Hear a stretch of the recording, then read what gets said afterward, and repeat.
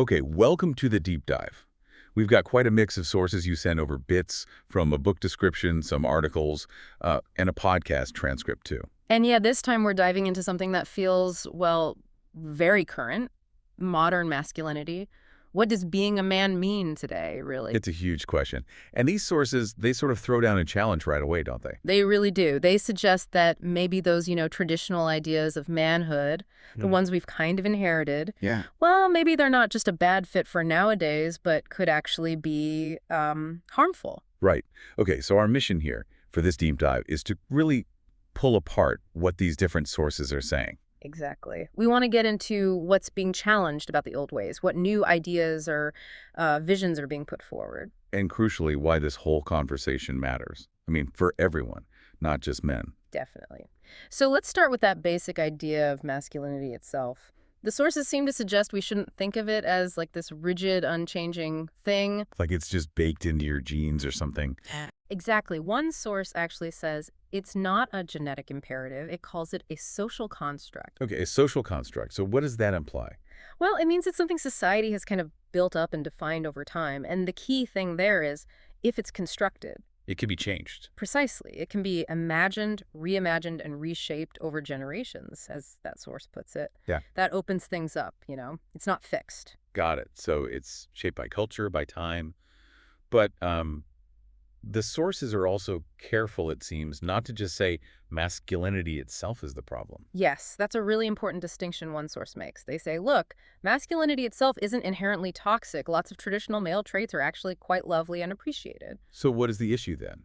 It's framed more as the extremism of certain ways it's expressed, or as another source puts it, the warped ideas about it, not the core concept itself. Okay, so if we're talking about this extremism with these warped ideas, what are the negative outcomes? What happens when men hold on to these rigid, maybe outdated views? Well, the picture the sources paint is pretty concerning, actually. Several link these traditional ideas straight to what one article calls a mental health crisis among men. Wow.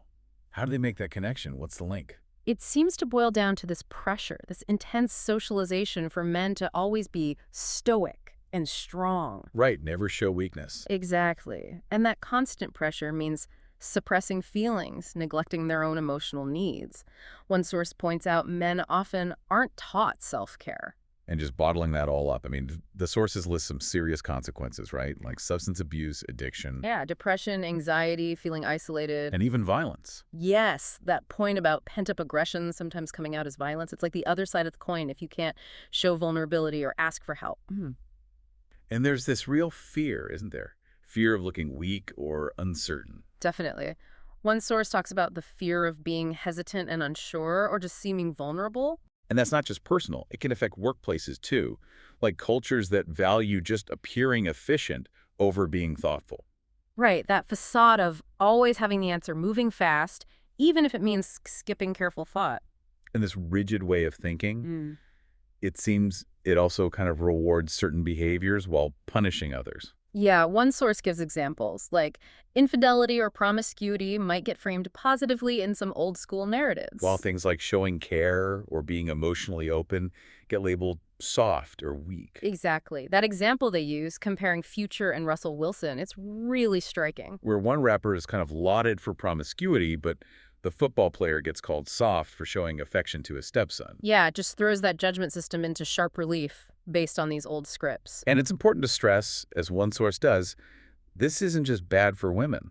Absolutely not. It's harmful to men, too, just in different ways, as they put it. It limits everyone. Okay, so the sources build a pretty strong case for why the traditional model is being questioned, why it can be harmful. So logically, the next question is, what's the alternative? Do they offer a more positive way forward? They definitely do, particularly the podcast transcript source. It argues pretty strongly that masculinity needs more than just a touch-up. It needs to be properly redefined. Okay, redefined. And this is where they bring in that phrase, the one that really stood out to me, the keeper of the garden. That's the one. It's a very evocative phrase, isn't it? So let's unpack what they mean by that. What does it entail? It's described as men being protectors, providers, and cultivators of security. Protectors. Yeah. The source says defending the vulnerable at every turn, using whatever you've got. Right. Actively bringing security to people, not insecurity. That's key. And the cultivator part, it's not just about physical stuff. No, exactly. The source talks about the power of words, how they can build or destroy. A keeper uses their words, their actions, to build and cultivate other people's lives. Help them flourish, basically. Allow them to bloom. I like that the source emphasized this is deeper than just, the usual stereotypes, hunting, fishing, being physically imposing. Right. It's presented as a role that fits anyone, regardless of their job or hobbies. You could be an artist, an IT guy, a professor. This keeper idea still applies. That's a really important point, yeah. It broadens the scope massively. So, okay, if men embrace this keeper vision, what's the impact, according to the sources? Well, a big one seems to be purpose. It gives men this really strong sense of meaning, something to aim for. Which can fight against those feelings of meaninglessness or just kind of checking out. Exactly. And when you have that positive purpose, it apparently makes it easier to say no to harmful things. Like what? The source uses examples like, say, excessive gaming or getting caught up in pornography. The argument is you can't just give up something unless you love something else more. So the keeper role provides that something else more, that greater purpose. Right. It gives you something positive to move towards, not just something negative to move away from. And it also helps evaluate role models, doesn't it? The source mentions Andrew Tate, Yeah, as an example of someone who might look strong or successful on the surface. but who was described as using women, avoiding responsibility for his kids. Making him, in this framework, an enemy in the garden, not a keeper. Because he creates vulnerability, not security. It provides a clear lens. That's a sharp way to put it. And this isn't just for grown men trying to figure things out, is it? No, the source is clear. You can give this vision to boys now. Tell a 10-year-old, a 12-year-old, look, your role here is to protect your little sister or your mom. And even use it when correcting them. Like if they say something cruel. You can frame it as, hey, those words betray your job as a defender. That's not what a keeper does. It connects behavior back to that bigger purpose. And the sources say this kind of action, this keeper behavior, it resonates with other people too. Yeah, definitely. They give examples for how it resonates with women. Like that anecdote about the hurricane shutters. Exactly. The wife finds her husband putting up shutters really attractive. Not just because he's doing a task, but because it signals protection, safety. It's that feeling of increased security that hits home. That links back to the source you sent about fixing the toilet, right? And the neighbors reacting positively. It's about taking responsibility for the well-being of the space, the people. Yes, it's stepping up to provide that security or relief. It solves a problem, makes things better, safer. It's that act of responsible care. And it resonates with other men too, apparently. Seeing it earns respect. That's what the sources suggest, yeah. And probably the most powerful example of this in action was that Dad's on Duty story. Oh yeah, that was incredible. Fathers just showing up at a violent high school. Just being present in the hallways, greeting kids, interacting.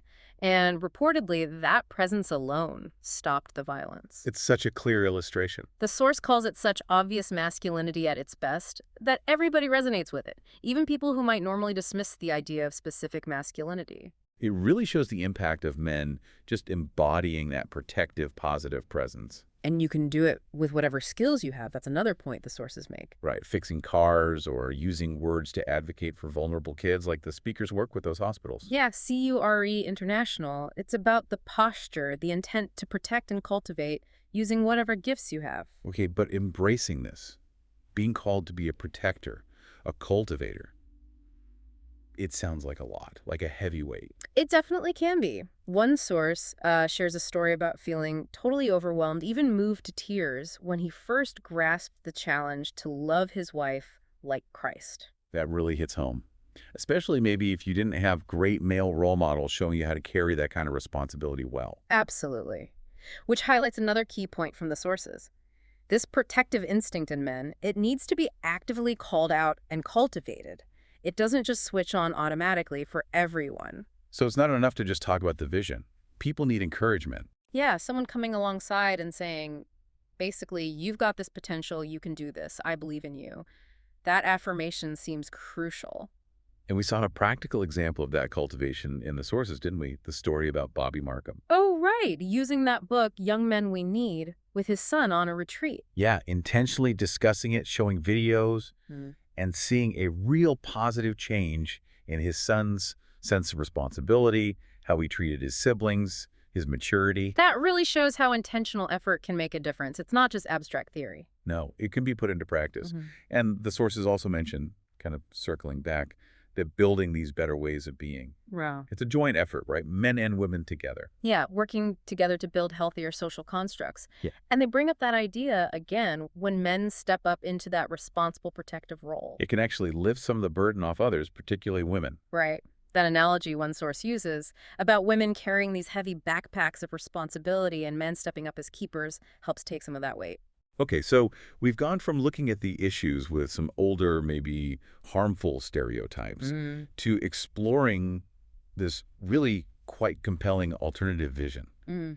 Men as protectors, cultivators, keepers of the garden. And the sources argue this redefinition offers men real purpose, benefits them personally, and strengthens relationships, communities, the whole picture. It really shifts the focus, doesn't it, from just trying not to be bad Hmm. to actively trying to build and protect good things. Exactly. A much more positive and frankly ambitious goal. Which leaves us, and you listening with maybe a final thought to chew on, building on that idea of cultivating this, calling it out. Mm. How might actively looking for, recognizing, and maybe even celebrating those moments of keeper of the garden behavior, whether it's in yourself or the men you know, how might that change your perspective on masculinity and the positive force it could be in the world?